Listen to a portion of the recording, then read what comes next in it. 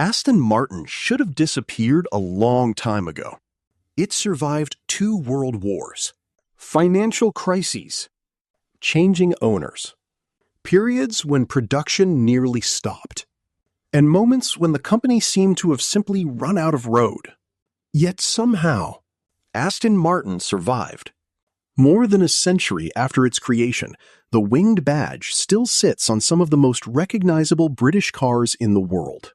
The DB5 became inseparable from James Bond. The DBR1 conquered Le Mans, and generations of machines turned Aston Martin into a symbol of British performance, elegance, and restraint. But behind that image is a very different story. Because Aston Martin was never an unstoppable automotive empire. For much of its history, it was fighting to stay alive. And every time the company came close to disappearing, someone stepped forward and decided that Aston Martin was worth saving. That story began in Britain, in 1913. In that year, Lionel Martin and Robert Bamford founded a small automotive business in London. At first, it wasn't called Aston Martin. It was Bamford and Martin. But Lionel Martin had something that would shape the company's identity from the very beginning. A passion for competition. He raced cars at Aston Hill, near the village of Aston Clinton. And from those events came a name that would eventually become famous around the world. Aston Martin. By 1915, the first car carrying the Aston Martin name had been created. But almost immediately, history intervened. The First World War brought development to a halt. Martin joined the Admiralty. Bamford served with the Army. And the young company was forced to wait. When the war ended, Aston Martin returned with ambition. The company began building lightweight sports cars and entered competition, chasing speed records and international recognition. Racing wasn't simply advertising. It was becoming part of Aston Martin's identity. But there was a problem. Building ambitious sports cars was expensive, and Aston Martin was still a tiny company. Money repeatedly ran short. Investors came and went. The company changed hands. And by the mid-1920s, Aston Martin had already faced financial collapse. This would become a pattern. Beautiful cars, racing ambition, critical admiration, and a business constantly struggling to survive. Yet Aston Martin refused to disappear. New ownership kept the name alive through the 1930s, while the company continued producing small numbers of sporting cars. Then history interrupted again. The Second World War. Civilian car production stopped as the company turned toward wartime manufacturing. And when peace finally returned, Aston Martin once again faced an uncertain future. The cars were respected. The name had history. But the company needed money.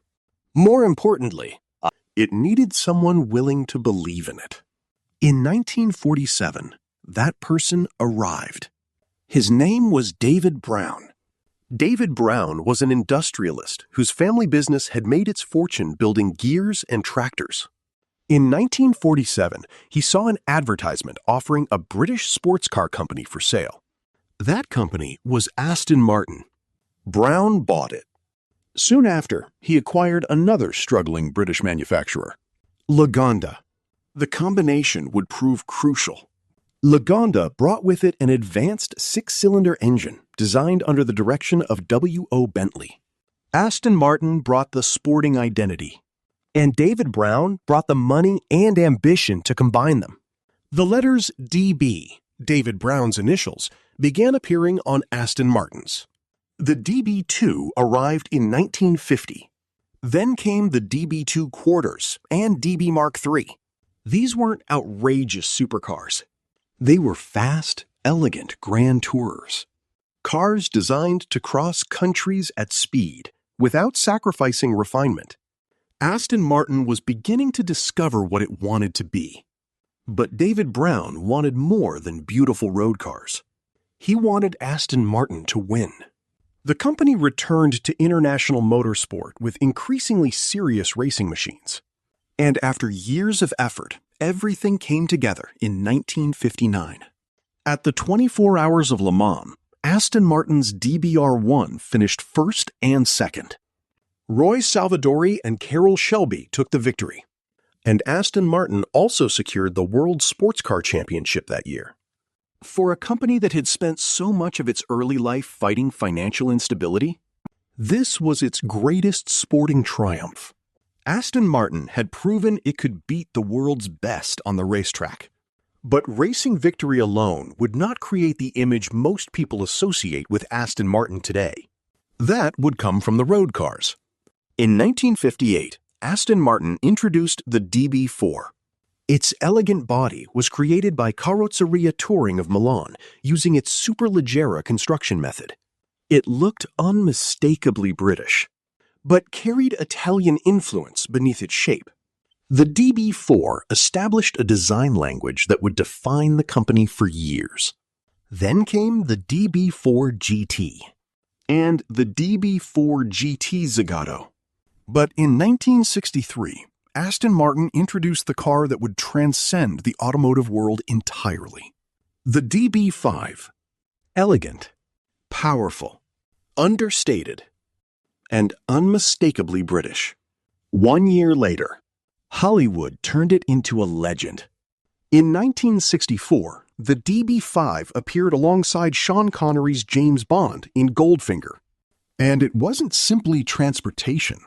This Aston Martin had gadgets, machine guns, a bullet-resistant shield, an ejector seat.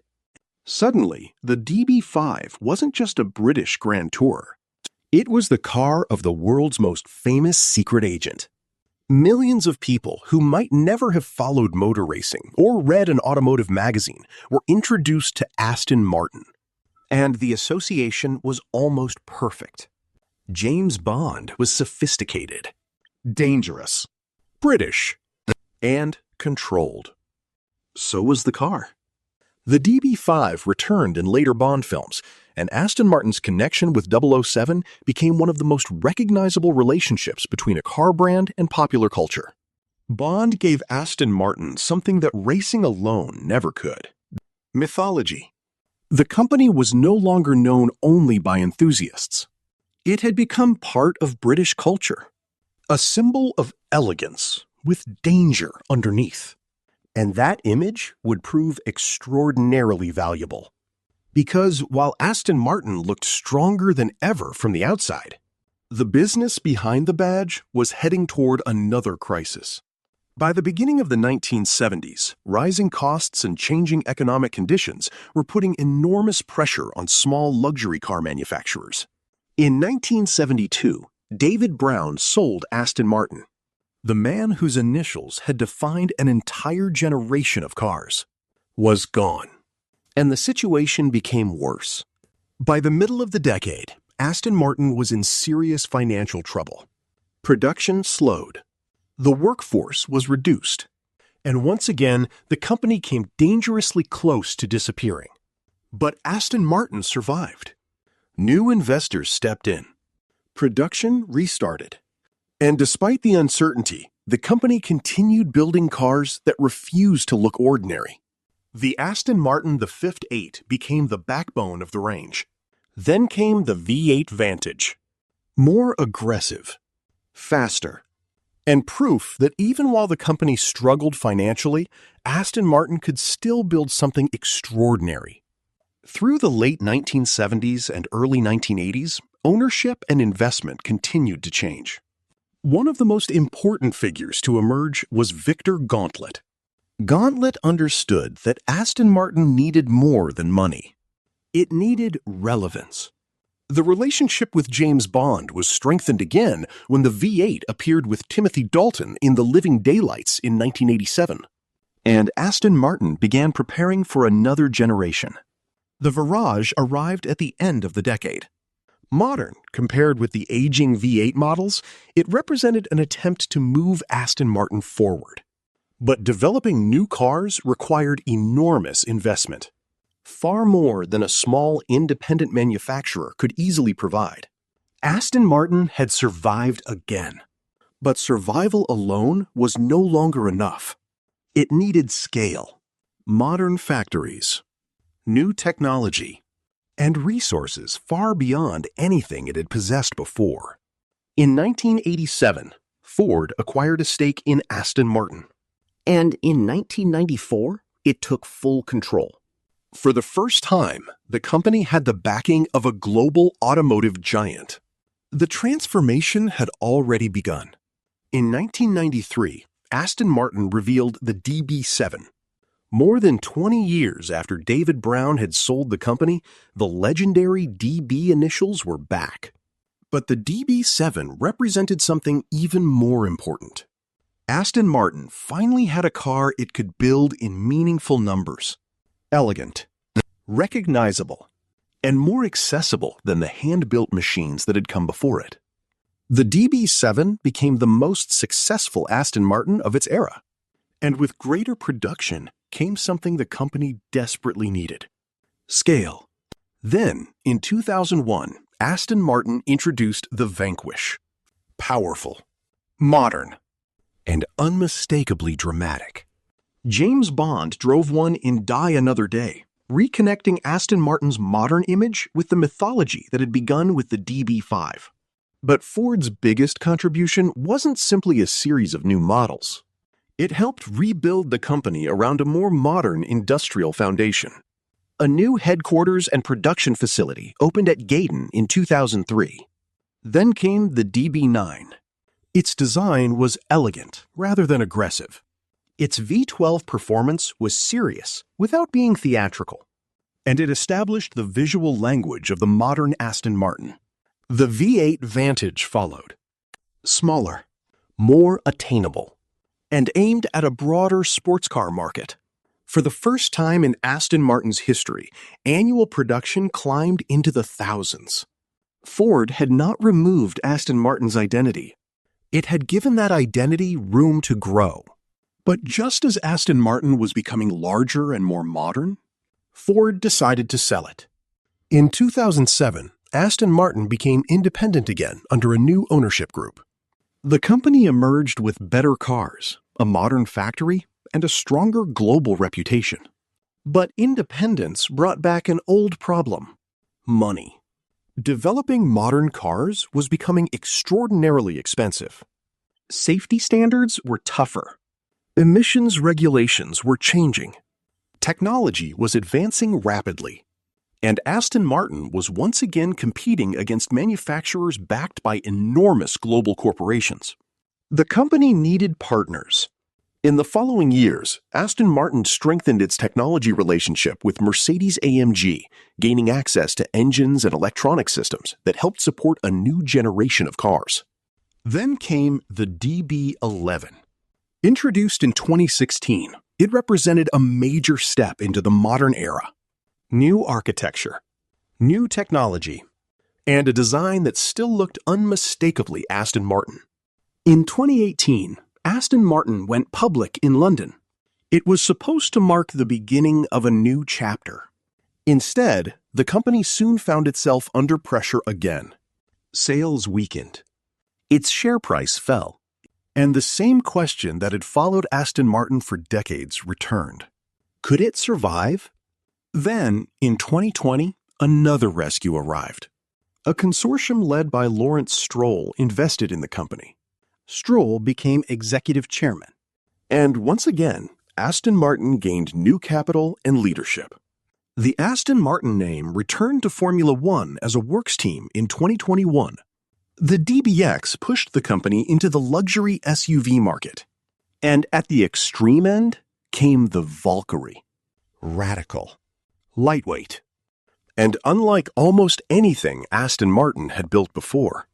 But Aston Martin's story still isn't one of effortless success. And perhaps that is exactly why its history matters. So how did Aston Martin survive against the odds? Not because it was always successful. It wasn't.